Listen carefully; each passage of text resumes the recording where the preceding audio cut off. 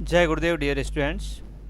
Welcome to the online classes of Sri Guru Kripa Senior Secondary School, Raipur. Students, आज हम आपकी book resolution का एक नया चैप्टर शुरू करने वाले हैं. पार्ट का नाम है फुटप्रिंट्स विदाउट फीट, जिसका हिंदी अर्थ होता है बिना पैरों के ही पैरों के निशान. यानी पैर नहीं दिखाई दे रहे हैं और पैरों के निशान दिखाई दे रहे हैं. ये जो है आपके इस पाठ का नाम है. ये पाठ जो है एक कहानी है एक सनकी साइंटिस्ट की. एक नौसिखिया वैज्ञानिक, एक सनक रखने वाला वैज्ञानिक जो प्रयोग से ऊपर प्रयोग करता है और अब एक ऐसे प्रयोग को करने में सफल हो जाता है जिसके ऐसी दवाई या ऐसे केमिकल बनाने में सफल हो जाता है जिसके प्रयोग करने से जो है शरीर पूरा ट्रांसपेरेंट हो जाता है और वो इनविजिबल हो जाता है.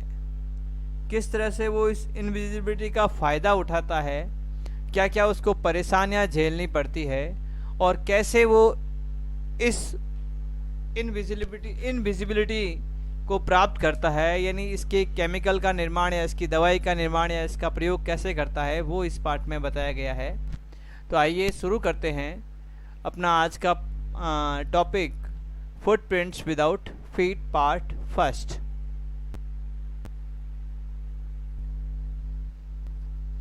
The two boys stared in surprise at the fresh muddy imprints of a pair of bare feet. दो लड़के घूरते रह गए आश्चर्य के साथ अभी ताज़ा छपी हुई छाप, जो कि कीचड़ की छाप थी और एक जोड़े नंगे पैरों के निशान थे. मडी का मतलब होता है कीचड़ युक्त और इम्प्रिंट्स का मतलब होता है छाप. What was a barefooted man doing on the steps of a house? एक नंगे पैरों वाला आदमी इन मकान की सीढ़ियों पर क्या कर रहा था. In the middle of the London, और ये मकान कहाँ आया हुआ था, लंदन शहर के बीचों बीच. And where was the man, अब आदमी के पैरों के निशान तो थे लेकिन आदमी कहाँ था उनको कुछ भी पता नहीं चल रहा था.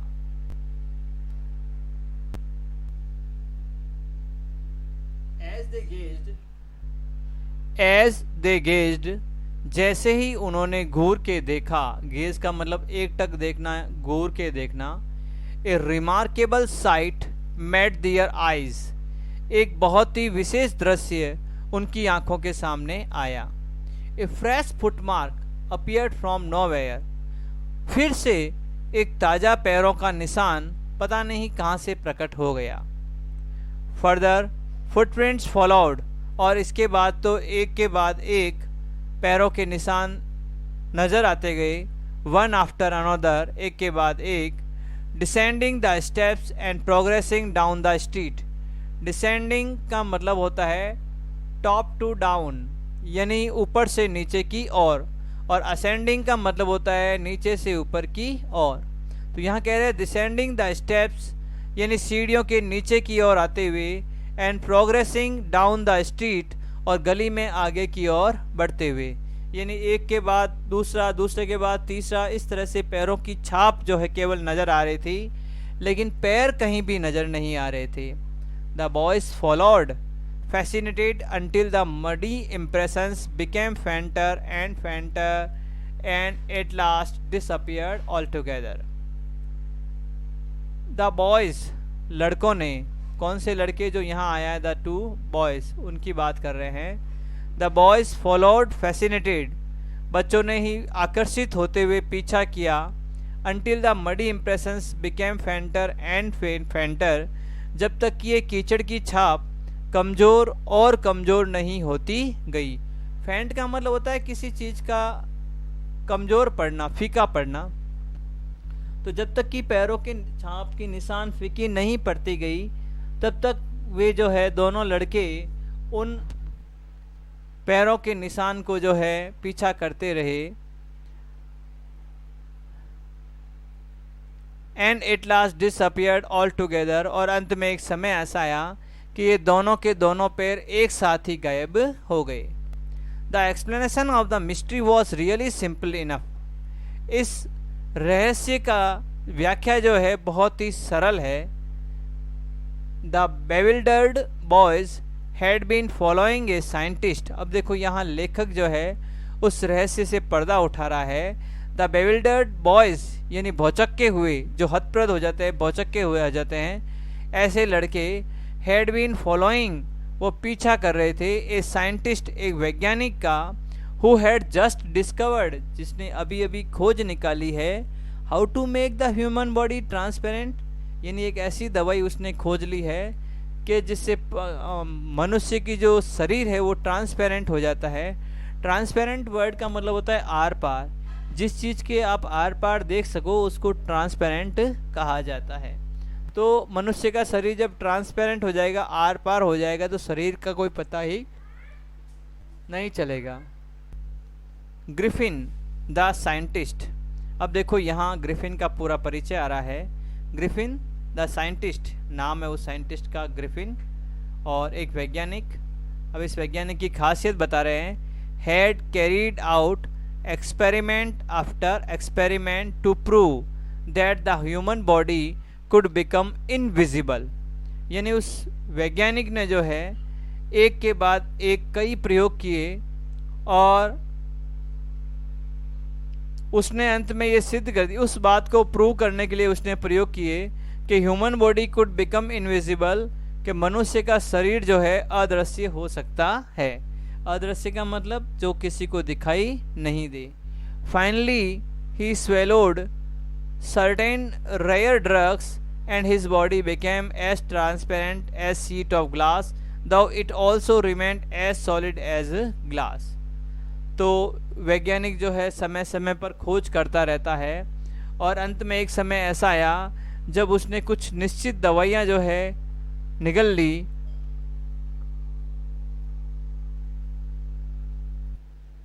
And his body became invisible, और उसका शरीर became as transparent as sheet of glass, यानी उसी तरह से उसका शरीर भी ट्रांसपेरेंट हो गया जैसे कि कांच की कोई सीट होती है। Though it also remained as solid as glass, साथ में ये इतना कठोर भी था जितना कि कांच होता है। Brilliant scientist though he was, हालांकि वो वैज्ञानिक जो है बहुत ही होशियार था, बहुत तेज बुद्धि वाला था। ग्रिफिन वॉज रादर ए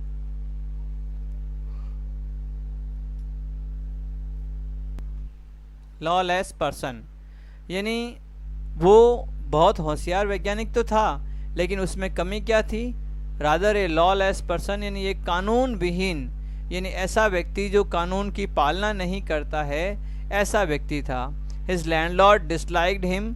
अब देखो यहाँ उदाहरण बता रहा है किस किस तरह से उसके हरकतों से पता चलता है कि वो जो है कानून का पालन करने वाला नहीं था। इसमें पहला बता रहा है हिज लैंडलॉर्ड डिसलाइक्ड हिम, कि उसके मकान मालिक ने उसको नापसंद किया, and try to eject him, और कोशिश की उसे बाहर निकाल दे। इन रिवेंज, बदले में, Griffin set fire of to the house, और बदले में ग्रिफिन ने क्या कर दिया? पूरे के पूरे मकान में आग लगा दी। To get away without being seen, और वहाँ से भाग जाना बिना दृश्य देखे हुए। He had to remove his clothes, उसे अपने सारे कपड़े उतारने पड़े। Thus it was that he became a homeless wanderer, और इस प्रकार से यही वह स्थिति थी कि जब वह एक घर विहीन जो है भटकने वाला व्यक्ति बन गया था। विदाउट क्लॉथ्स, जिसके पास कोई भी कपड़े नहीं थे, विदाउट मनी, कोई धन नहीं था, एंड क्वाइट इनविजिबल, और जो काफ़ी अदृश्य हो चुका था। Until he happen to step in some mud, जब तक कि उसके पैर कीचड़ में नहीं गिरे, and left footprints as he walked, और ये जो कीचड़ के पैर है वो पीछे छूटते जाते जैसे जैसे मैं आगे या वह आगे बढ़ता जाता।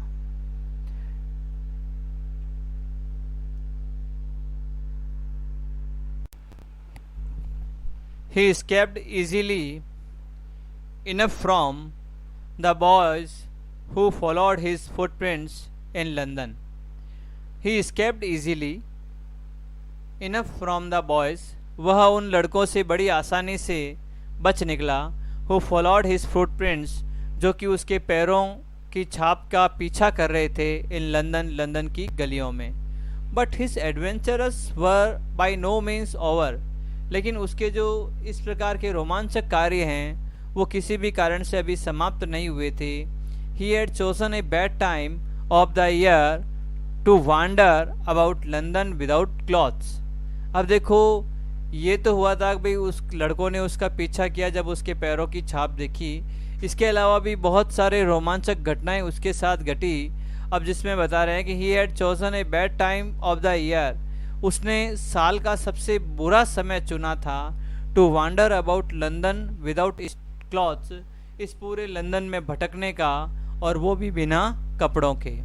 लेखक ऐसा क्यों कह रहा है? क्योंकि इट वॉज मिड विंटर, यह जो है सर्दी का मध्यकाल का समय था, मध्य सर्दी थी। The air was bitterly cold and he could not do without clothes, हवा बहुत ही ज़्यादा ठंडी थी, बेहद ठंडी थी, और वह जो है कपड़ों के बिना कुछ भी नहीं कर पा रहा था। Instead of walking about the streets, गलियों में घूमने के बजाय, he decided to slip into a big London store for warmth, उसने जो है गर्मी के लिए एक बड़े से लंदन की दुकान में घुसने का फैसला किया। क्लोजिंग टाइम अराइव्ड, दुकान बंद होने का समय आ चुका था। And as soon as the doors were shut, और जैसे ही दरवाजे बंद हुए, Griffin was able to give himself the pleasure of clothing and feeding himself without regard to expenses. Without regard to expense यानी खर्चे की परवाह किए बिना। जब उस दुकान के बंद होने का समय आया तो अब ग्रिफिन को मौका मिल गया कि वह अपने आप को आनंद दे सके। प्लेजर का मतलब होता है आनंद, किन चीज़ों का? कपड़े पहनने का, और फीलिंग हिमसेल्फ विदाउट, और इस चीज़ को महसूस कर सके। He broke open boxes and wrappers and fitted himself out with warm clothes. अब उसने क्या किया? दुकान में वो अकेला था और कोई भी नहीं था, सभी दरवाज़ा बंद करके चले गए थे। तो अब उसे मौका मिल गया, चलो भाई मैं जो है यहाँ से कपड़े ले सकता हूँ, यहाँ से मैं अपना भोजन ले सकता हूँ, और मुझे बिना खर्चे की परवाह किए, यानी खर्च 1 रुपया भी खर्च नहीं करना पड़ेगा, और ये सारी चीज़ें मुझे प्राप्त हो जाएगी। उसने क्या किया? जो भी बॉक्स थे या जो कागज़ों में लपटे हुए पार्सल जैसे थे, उन सबको उन्होंने फाड़ा या तोड़ा और अपने आप को जो है गर्म कपड़ों से ढक दिया। यानी चाहे कांच के अंदर पड़े हो कपड़े या फिर और किसी सामान में पैक हो रखे हैं, उन्होंने सबको तोड़ने का काम किया और खुद जो है उन गर्म कपड़ों में ढक गया। Soon with shoe and overcoat, शीघ्र ही जूते और ओवरकोट के साथ, and wide brimmed head, wide brimmed का मतलब होता है चौड़े किनारे वाली टोपी, वाइड ब्रिम्ड हेड, चौड़े किनारे वाली टोपी। ही बिकेम ए फुल्ली ड्रेस्ड, वह बिल्कुल वेशभूषा पहने हुए, एंड विजिबल पर्सन, और प्रत्यक्ष दिखाई देने वाला व्यक्ति बन गया। In the kitchen of the restaurant, restaurant के किचन में, he found cold meat and coffee, उसे ठंडा मांस और कॉफ़ी मिल गई। He followed up the meal, उसने भोजन लिया। विथ स्वीट्स, उसके पीछे पीछे उसने मिठाइयाँ खाई। एंड वाइन, और उसने दारू P. Taken from the grocery store, जो कि वो किराने की दुकान से चुरा चुका था। फाइनली, अंतिम रूप से, he settle down to sleep on a pile of quilts. Pile of quilts जो होता है, इसका मतलब होता है जो रजाइयाँ होती है। क्विल्ट का मतलब होता है रजाई, और पाइल का मतलब होता है ढेर। तो रजाइयों का जो ढेर पड़ा था, गर्म कपड़ों का जो ढेर पड़ा था, उस पर जो है वो सो गया। If only Griffin had managed to wake up in good time, all might have been well. अब देखो, वो एक दुकान में चला गया, वहाँ तोड़ फोड़ की, खाने पीने की चीज़ें ली, पहनने के लिए कपड़े लिए, और जब अच्छी तरह से खा पी चुका था, कपड़े वगैरह पहन चुका था, तो वो आराम से जो है रजाइयों में सो गया। रजाइयों का जो ढेर पड़ा था वहाँ पर सो गया। अब दूसरे दिन सुबह उसके साथ क्या घटना घटित होती है क्या बीतती है उसके साथ, उसके बारे में बता रहे हैं और कह रहे हैं if only Griffin had manage to wake up in a good time, यदि ग्रिफिन जो है अपने आप को अच्छे समय पर जगा पाता, ऑल माइट हैव बीन, यानी दूसरे दिन सुबह यदि वो अपने आप को सही समय पर जगा पाता, all might have been well, सब कुछ सही होता। इसका मतलब क्या हुआ कि वो समय पर जगा नहीं और वहाँ पर कुछ गड़बड़ हो गई। अब क्या हुआ जो देखते हैं। एज इट वॉज, और जैसा कि हुआ, he did not wake up, वह नहीं उठा, until the assistants were already arriving next morning, जब तक कि वहाँ काम करने वाले लोग अगली सुबह पहुँचने लग गए, यानी लोग आने लग गए, तब तक भी उसकी नींद नहीं खुली।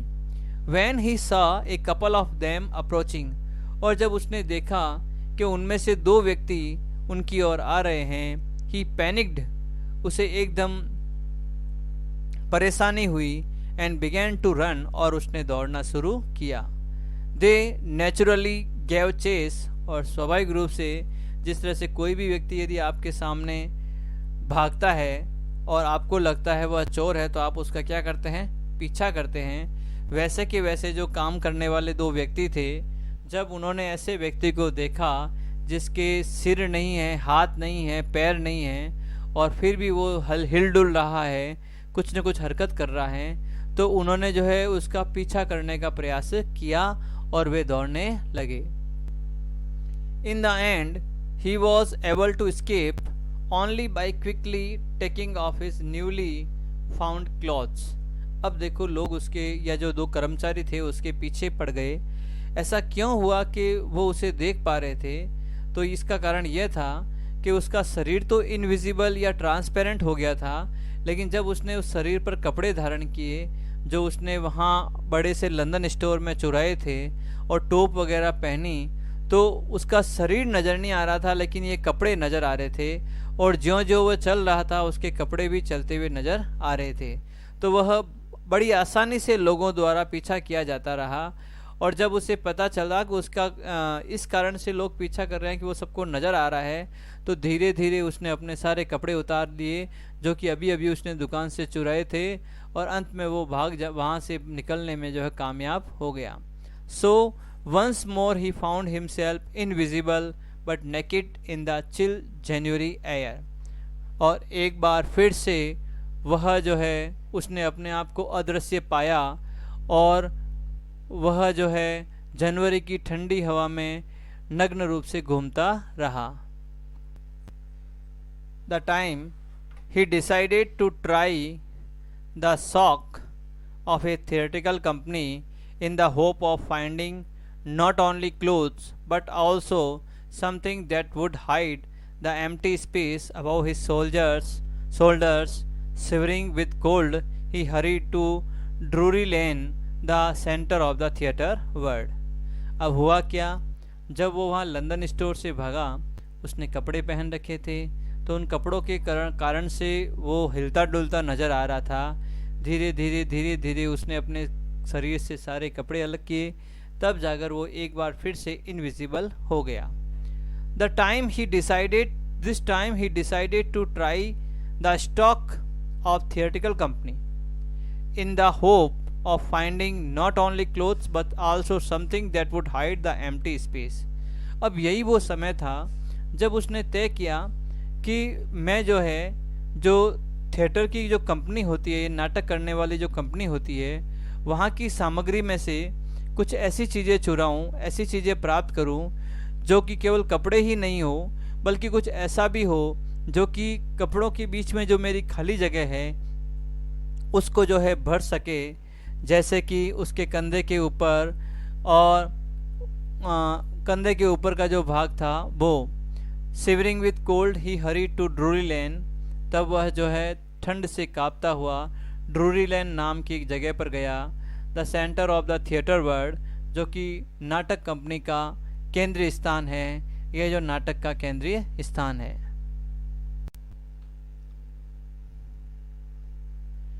ही सून फाउंड ए सूटेबल शॉप, शीघ्र ही उसे एक उचित दुकान मिल गई। ही मेड हिज वे, वह अपने तरीके से इनविजिबल जो है अदृश्य रूप से वहाँ गया। He made his way invisible upstairs and came out a little later. वह बिना किसी की नज़र में आए सीढ़ियों के ऊपर चढ़ा और कुछ ही समय बाद जो है वापस लौटा।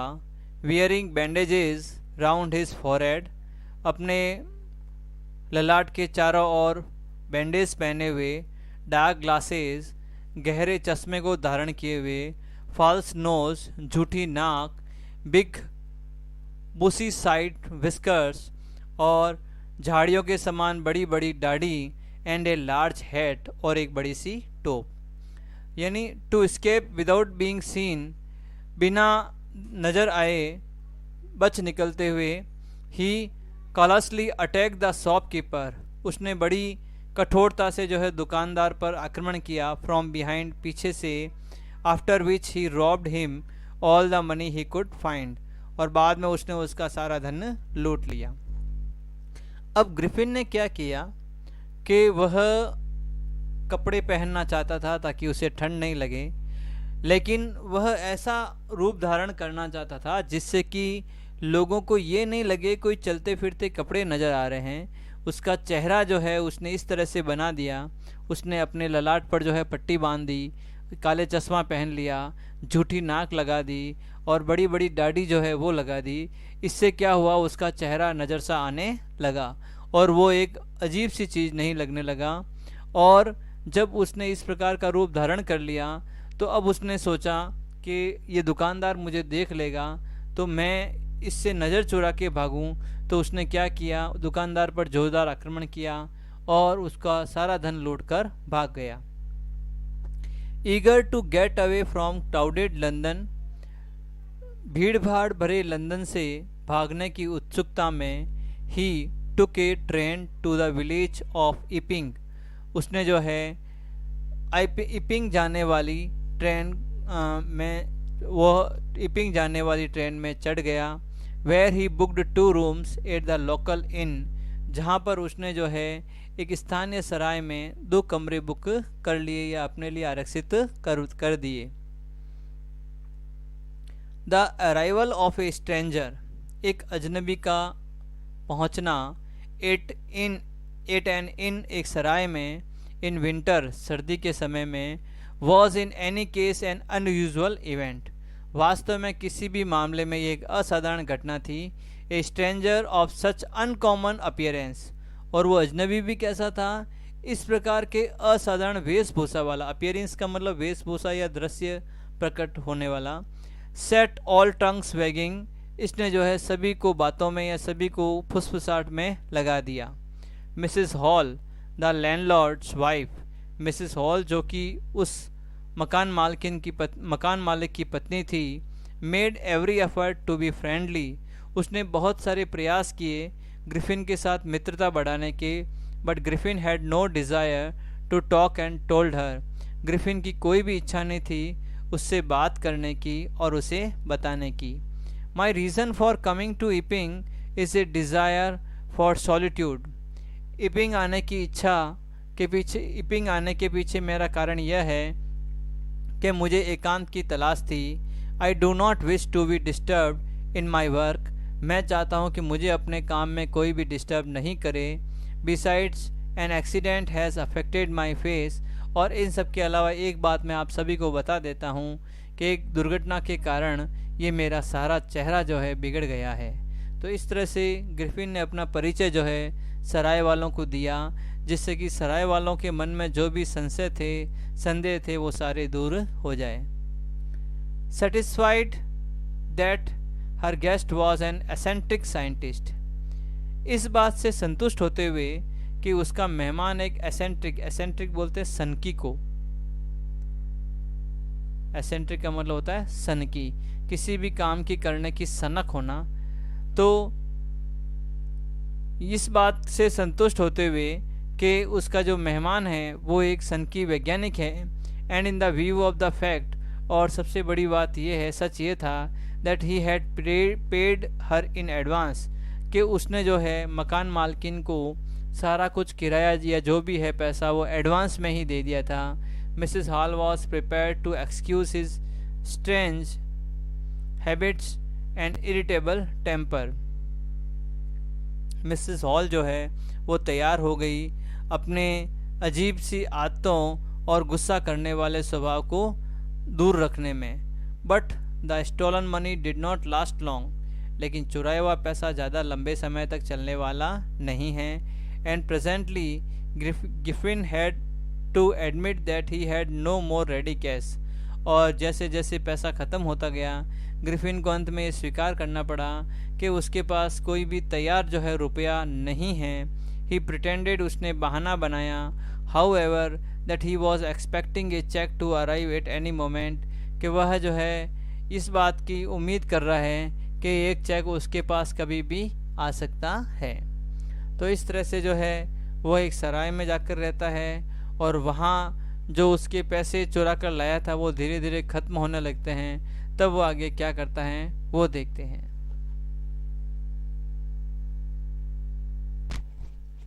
शॉर्टली आफ्टरवर्ड्स एक क्यूरियस एपिसोड अकर्ड। शीघ्र ही इसके बाद में एक विचित्र सा घटनाक्रम घटित हुआ। अकर्ड यानी घटित होना।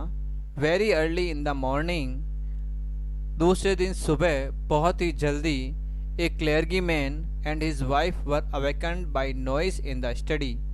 क्लेयरगी मैन पादरी को बोलते हैं।